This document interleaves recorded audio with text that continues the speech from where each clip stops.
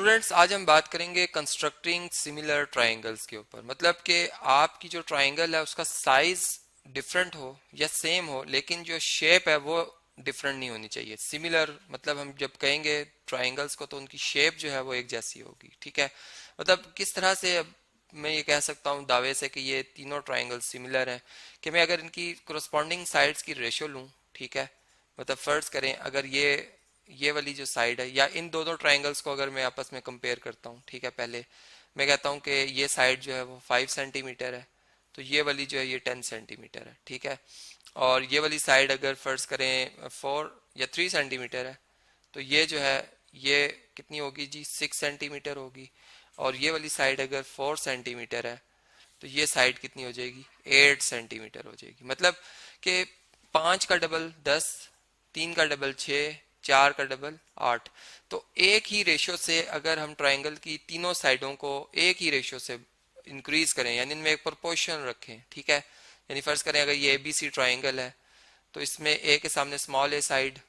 और ये अगर पी क्यू आर ट्राइंगल है तो इसमें पी के सामने स्मॉल पी साइड, तो ए ओवर पी साइड, ठीक है, ये पी साइड हो जाएगी। इसको मैं लिख देता हूँ यहाँ पर, ये स्मॉल पी,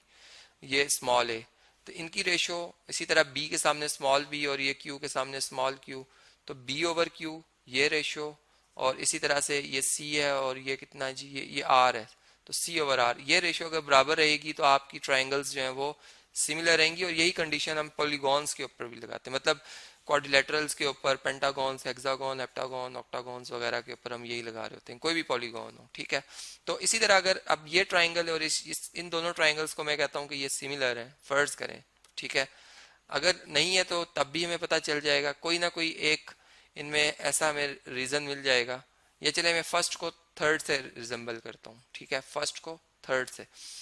क्योंकि यहाँ पर ये नंबर ऐसा है कि इसको मैं कहता हूँ ये फर्ज करें ये 15 सेंटीमीटर लेंथ है, ठीक है, ये वाली जो है ये 9 है, और ये जो है ये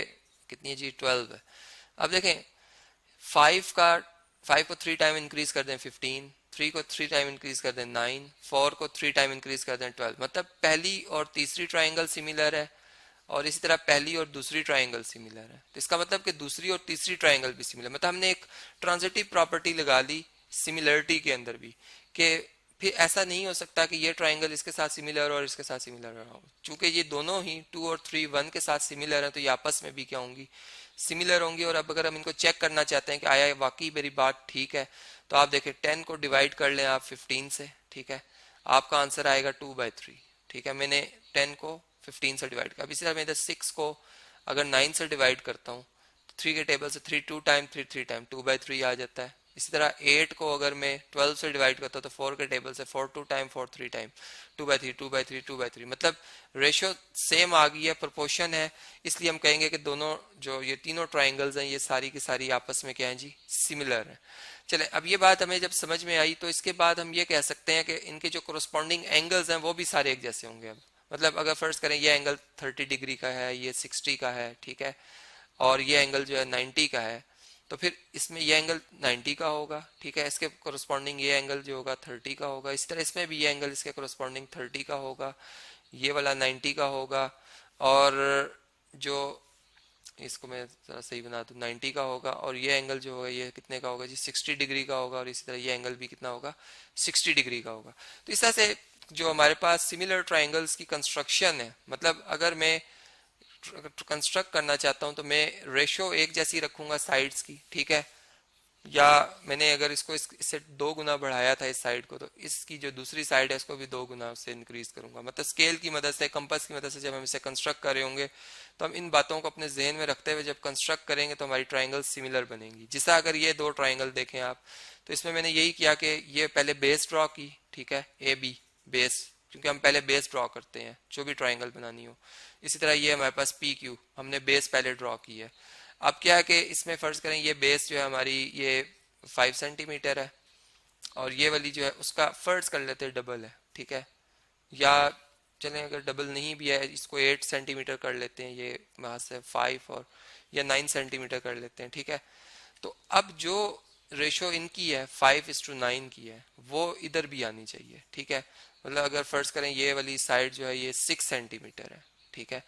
तो मुझे इस तरह का नंबर रखना है कि ये रेशो एक जैसी रहनी चाहिए। तो इसका मतलब मैं 5/9, ठीक है, इसको बराबर रखूंगा किसके, 6/, इस साइड को मैं भी x कह लेता हूँ, मतलब इनमें प्रोपोर्शन रहनी चाहिए, रेशियो बराबर रहनी चाहिए। तो यहाँ से मैं देख सकता हूँ मैं क्या रख सकता हूँ, 6 इधर ले आऊंगा मैं, सॉरी ये x इधर ले आऊंगा, 5x equal to 6 multiply by 9 आ जाएगा, और x इक्वल टू किसके आ जाएगा जी, ये आ जाएगा 54, 9 6 से मल्टीप्लाई होकर 54/5। इसका मतलब कि जो x है ये हमारे पास कितनी लेंथ होनी चाहिए, 54/5 होनी चाहिए, ठीक है, जो कि नियरली इक्वल टू 11 है, अप्रॉक्सीमेटली इक्वल टू 11 है, ठीक है। तो इस तरह से अगर हम रखेंगे साइड्स और इनकी मेजरमेंट, तो ये हमारी जो